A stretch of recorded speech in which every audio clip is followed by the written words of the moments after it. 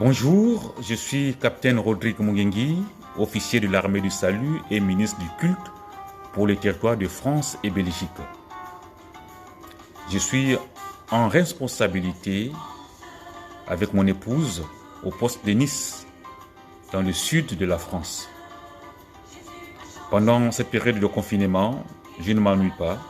Mon planning est bien rempli.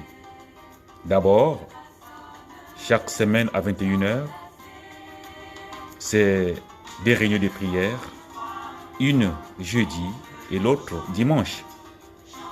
En dehors de culte de dimanche qui a lieu à 10h30.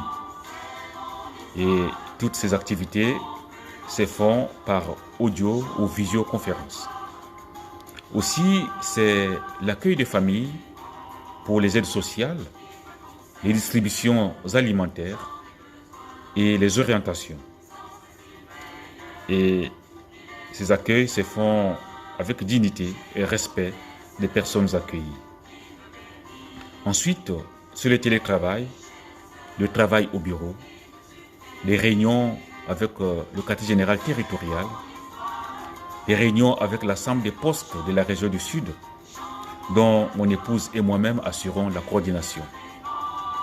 Les réunions avec la ville de Nice sur des questions de solidarité en période de crise sanitaire liée au Covid-19.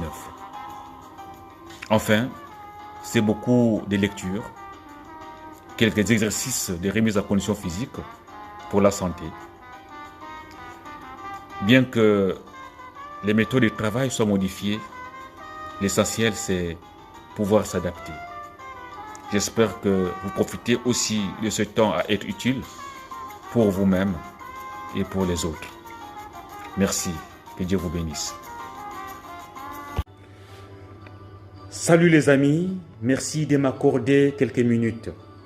Tout d'abord, j'aimerais vous dire que quand la vie semble incertaine et incontrôlable, ne désespérons pas.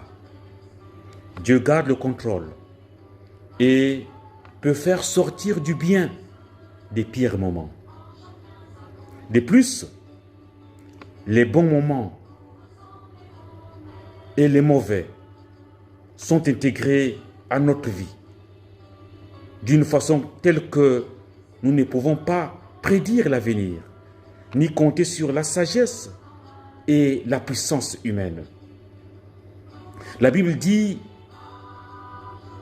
lorsque tout va bien, sois heureux. Lorsque tout va mal, réfléchis. Dieu envoie le bonheur ou le malheur de façon qu'on ne sache jamais ce qui va arriver. Ainsi qu'il est écrit en Ecclésiaste 7, le verset 14. Version Nouvelle Français courant. Ce qui retient mon attention dans ce passage, ce sont les deux impératifs qu'on y trouve. Sois heureux, réfléchis. Pourquoi être heureux? Pourquoi réfléchir? La réponse dans ce passage nous est donnée de façon qu'on ne sache jamais ce qui va arriver. Dans d'autres traditions, il est écrit de façon qu'on n'ait pas de raison de lui faire des reproches. En effet, l'état actuel des choses nous invite plutôt à réfléchir. Vous êtes, sans le savoir, les pertes humaines dues à la crise sanitaire liée au Covid-19. L'économie mondiale a ralenti.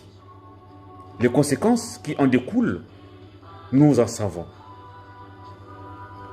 Réfléchir. Vous allez certainement me dire que vous réfléchissez déjà. Je n'en doute pas. La question que je vous inviterai à se poser, c'est de réfléchir à quoi? Peut-être, comment puis-je être utile? Être utile non seulement pendant ce temps de confinement, mais même après. Toutefois, je ne sais pas ce qui vous traverse la tête pendant que vous me suivez. Pourtant, c'est important. Et pourtant, d'une part, pour vous-même, d'autre part, pour vos proches, pour votre communauté, pour la société. Pour finir, bien-aimés dans le Seigneur, chers amis, je disais un peu plus haut que Dieu peut faire sortir du bien des pires moments. Mais en qui ce bien sortira? C'est en toi, c'est en vous. Dieu n'utilisera pas autre chose que toi, que vous, pour accomplir ses plans. C'est pourquoi j'ai prié Dieu. J'ai prié Dieu de vous utiliser puissamment pour accomplir ses projets, pour le bien de tous. Amen. Bonjour à tous, je me présente Dielouvois Domingos Gypsy. Je suis un jeune du poste de Bruxelles 2. Je vais vous dire quelle activité je fais pendant cette période de confinement. Alors pour moi, la première semaine a été très difficile puisque je suis un garçon qui ne reste pas sur place. Je voyage assez souvent comme je travaille dans le domaine du sport. Qu'est-ce que je fais pendant cette période de confinement? Je rédige mes mails.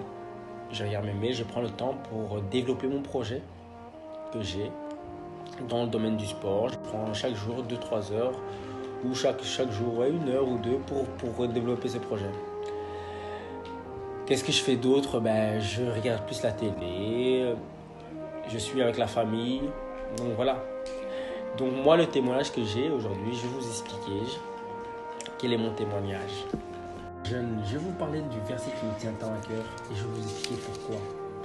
Alors ce moment de confinement est un moment où nous devons nous rendre compte que c'est un moment spécial où nous avons vraiment le temps de nous consacrer à 100% pour Dieu.